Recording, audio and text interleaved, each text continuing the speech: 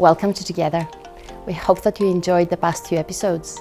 And today we've got another great episode for you. So sit back, relax, and enjoy.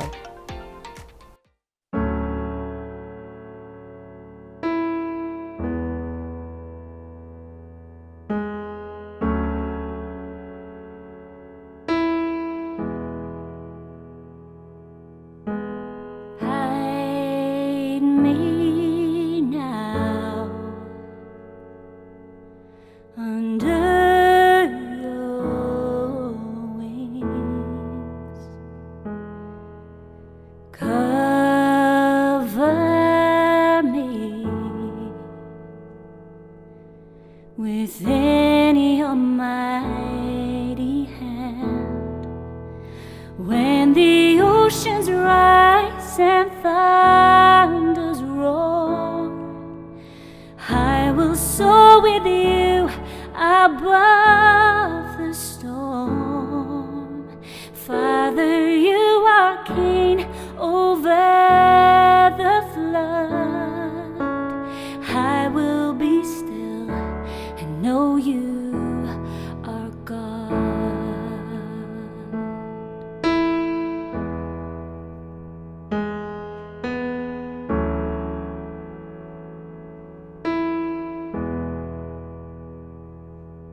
Find rest, my soul,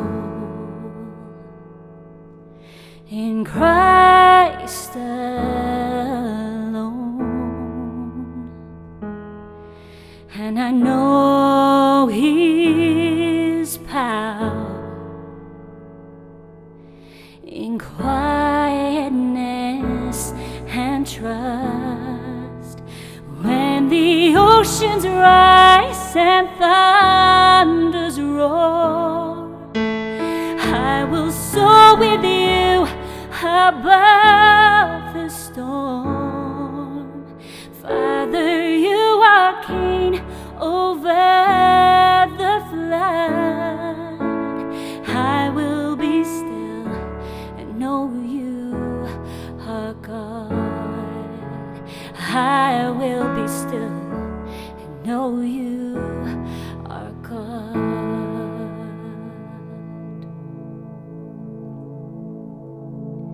You are peace to a restless soul. You are peace when my thoughts wage war.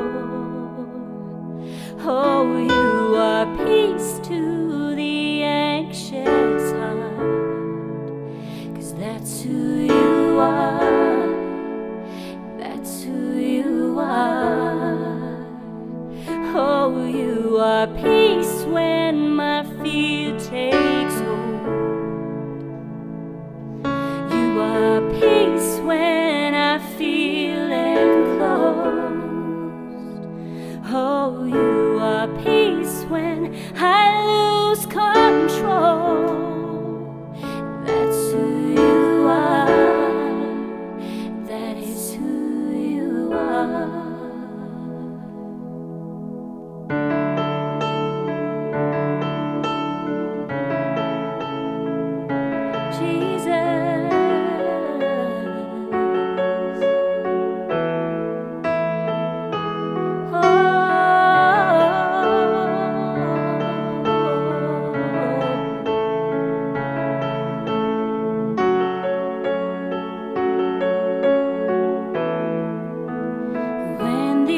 Oceans rise and thunders roar, I will soar with you above the storm.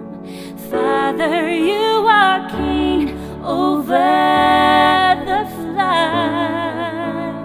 I will be still and know you are God. I will be still, know you are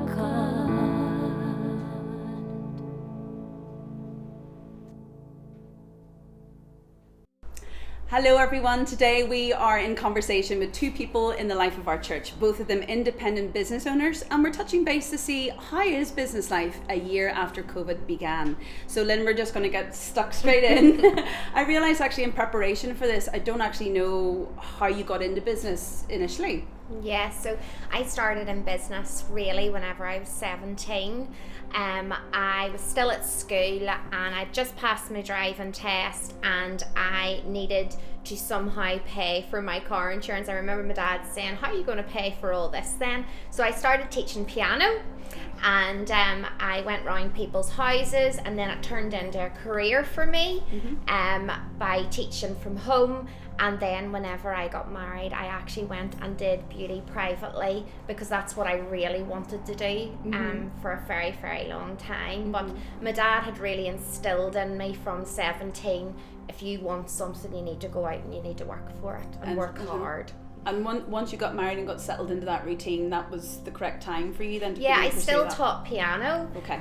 But because I had wanted to be a beautician, but the school that I had went to had said no, our girls don't do beauty.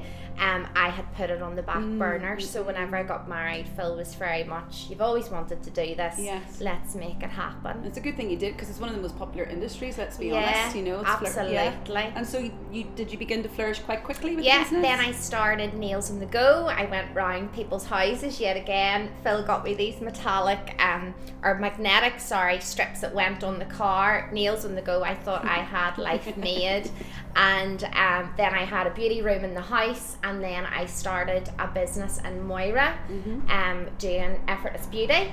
Within 6 months I realised very quickly that I had outgrown it, and so I moved to a bigger unit. Wow. Then stayed in Moira for 5 years, and then came out to the main street of Warringstown, got my absolute dream salon in the village where I lived. It was dreams come true moments, and then COVID hit. Wow, we'll pause there, Okay. keep them in suspense. And we'll just jump in with Gregs. Gregs, independent Tyler businessman. Was that always where you saw yourself going in life? Absolutely. When I was growing up, I always wanted to be a tailor as a young boy. So every young fella's dream. We know he's joking, you know, we know his humour. wanted to be a footballer, but when I ended up tiling, just sort of stumbled into that trade. When I left school, there was nothing, I was supposed to actually start a mechanic apprenticeship, and I didn't turn up for it, and my dad knew guys who were looking at an apprentice plumber at the time, so I'd done that for about a year, and then just transitioned, because we're a bathroom company, transitioned into tiling, and then, so that's been like 17 years now in that trade. Just stuck at it and done plenty of it over the years. How did you go from that though then to stepping out on your own? And was that easy, or tell us about that? No, well, it wasn't easy. It just in the last few years, I've just been getting really, really busy. Working for a crowd and doing the 40-hour week with them. That was my 9 to 5 or 8 to 5, and then so lots of homers and stuff. My own work at night and stuff. But like yourself, traveling around, seeing new people all the time. And it just kept flourishing, but it was getting to the point where I was so busy, it was near too much. Yes. And I was missing out, I was away from home more than I was at home. And so you're married with children, so it wasn't easy. And I probably should have took that as a sign, that something has to give. Maybe you should do your evening stuff during the day and, yes, go on your own. So so everything just sort of fell into place for me, that way. I was at the time looking, asking God, should I go out on my own and stuff, but like things were falling into place, but I still didn't recognise that. So I still I am the person that needs a big billboard sign with my name on it, and God says you need to go out on your own, do this now, and I actually needed that, but everything had to fall into place for me to fully step out on my own, Yeah. Well, I don't think you'd be alone in that. I think we could all probably identify with that at some point, right? But you did then take that step. So was there a defining moment where you were like, right, I'm just going to do this? Did you do it afraid? Did you have a peace? There was fear, there was fear leading up to it and stuff, but I mean, just the way that it fell into place, I couldn't say no. I went up to work where I am now, I'm on a building site and I have the whole site to myself, all the houses, and I went up there one day just to give them a hand out, because the tailor had left and they were behind and the house was handed over, So they needed it was only a small job, but they got talking to the foreman, got talking to a few of the other trades on the site, and they were like, you should just come up here and work, you know. And the foreman he was selling them, he was like a salesman, Right. you know, you're the boy we need, and this is what's going to be like, and these guys pay you every week, there's never any bother with money. And then the other trades come and say this, because those are the things that would be the fear of stepping out on your own. Okay. Be like, is there money going to come every week? Right. So these guys were just affirming that to me, like they were just saying, yeah, it's going to be there, and there's so much work to do here, so there won't be, you know, a big lull or a lack or anything. So it's just like open doors for you, effectively. Yeah, and that's what I needed. I didn't have the courage at the time to just go, right, I'm going to jump, you know. But maybe if I'd have jumped too early, then I wouldn't have got this opportunity. Who knows? Yeah. Well, you had talked to God about it, so I suppose in hindsight, maybe those were your signs, the open doors. The timing of that is unreal for you. You know, we got to where you are, Lynn.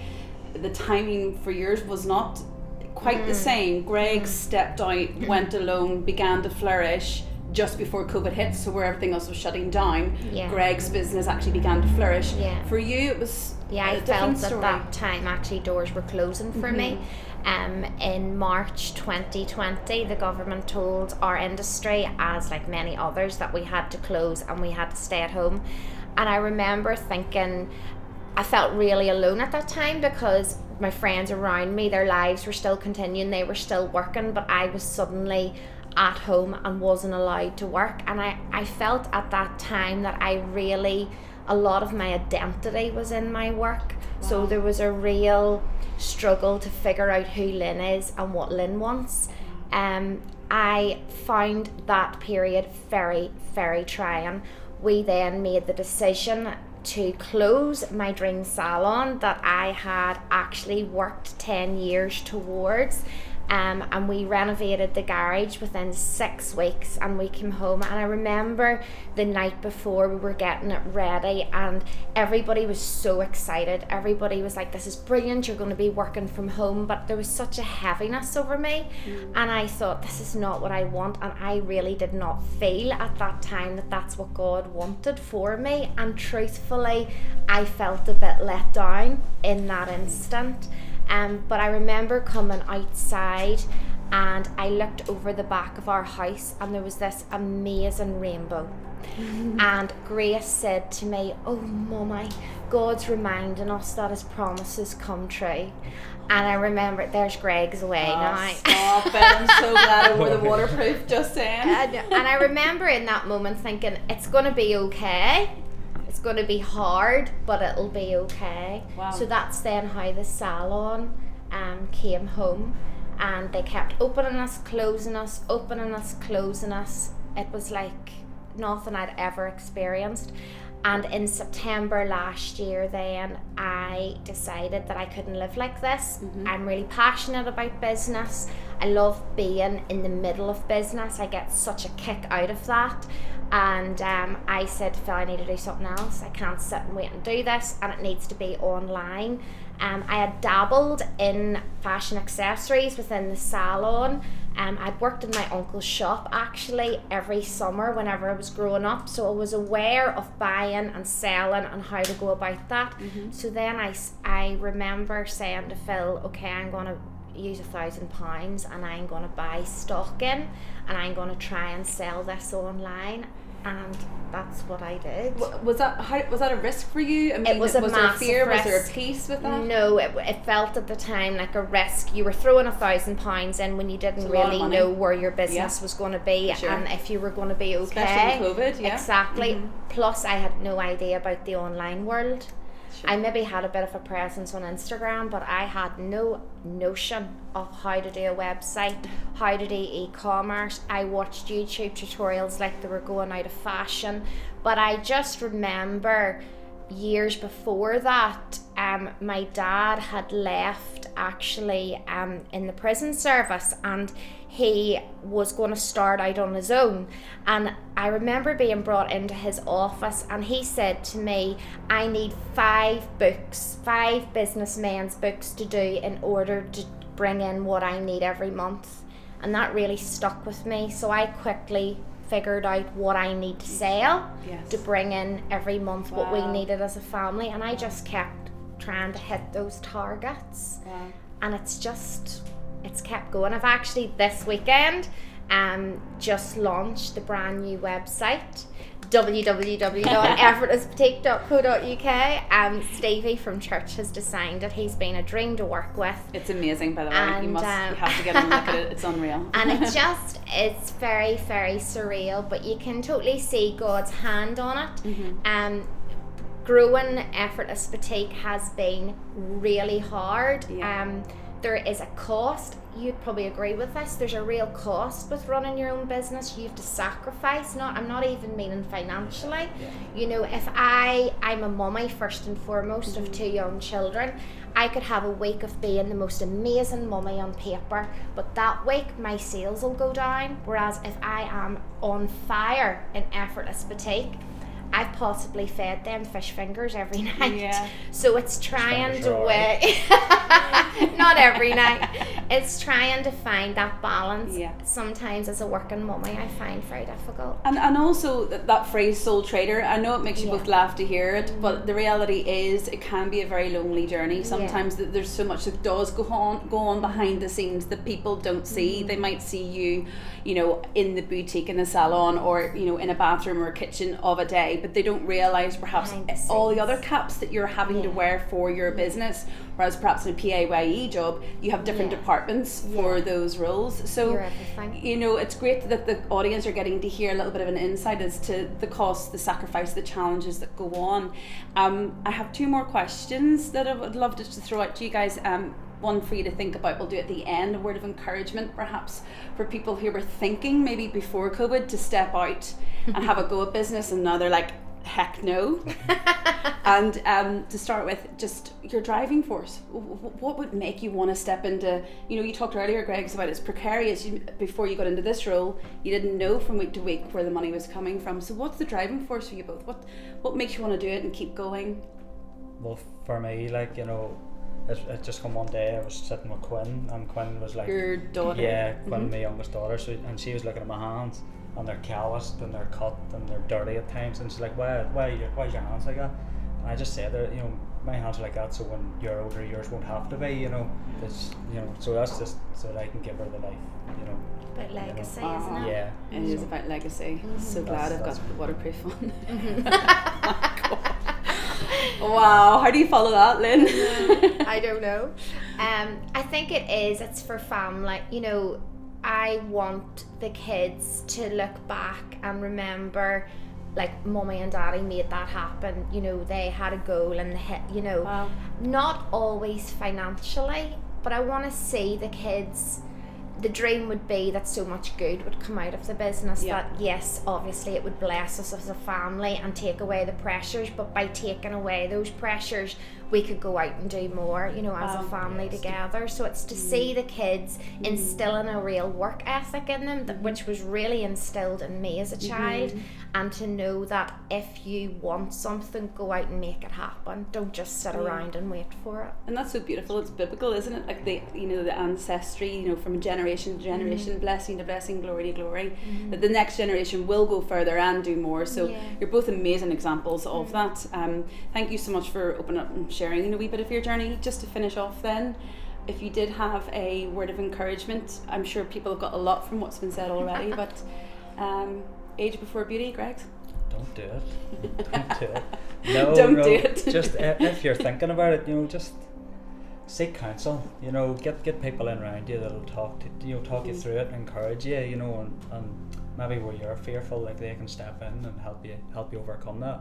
And I've told lots of people this: if you ever have a dream and you're not 100% sure about stepping into it, ask Pastor Helen, and like, she will not even just encourage, she'd go on, maybe on and on, and she'll like kick you and push you, and next thing you know, you've stepped out and you've done it, and Wow. you don't know how you got there, but And you're flourishing. yeah. Our pastor knows her stuff. Yeah. And Lynn? I would say get a bunch of cheerleaders around you. Business can be really lonely, especially as a sole trader. Like, we only have ourselves at the minute. there's no team apart from our family behind us. Yes. And it's so encouraging when you get good people around you, like-minded people. I find that I'm really gravitated towards other business people who are on their own and making things happen in that field. So definitely get a cheerleader, and don't be scared.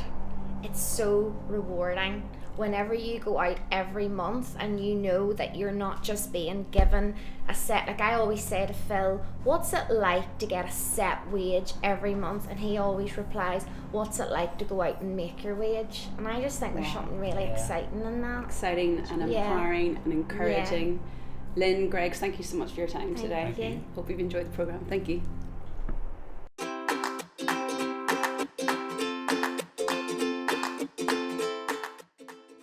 Hi, my name's Erin, and these are 5 of my favourite things. Number 5 is eating food. My favourite food is strawberries. Number 4 is watching The Office, and my favourite character is Dwight Schrute. Number 3 is catching up with friends and having fun. Number 2 is my dog Tegan. I've had her for 3 years and she's a cockapoo. And number 1, which is my most favourite thing, is Irish dancing. I've done it for over 10 years and hopefully going to the Ulster Championships this year.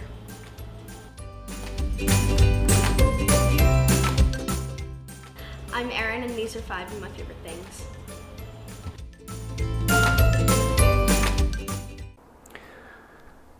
Hi guys, I hope you're doing well wherever you or whenever you're watching this. You're so welcome.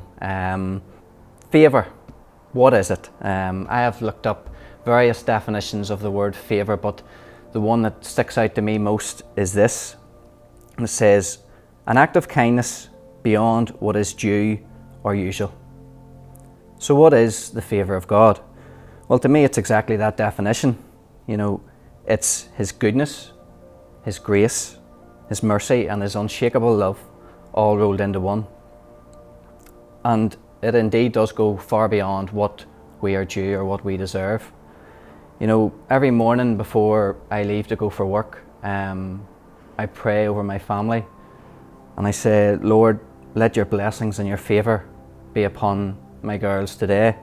And, you know, being honest, I've prayed it for so long that, you know, I don't even really know what I've been asking God for. But I could possibly translate it to let my family have that wee bit of good fortune today that will make their day that little bit easier.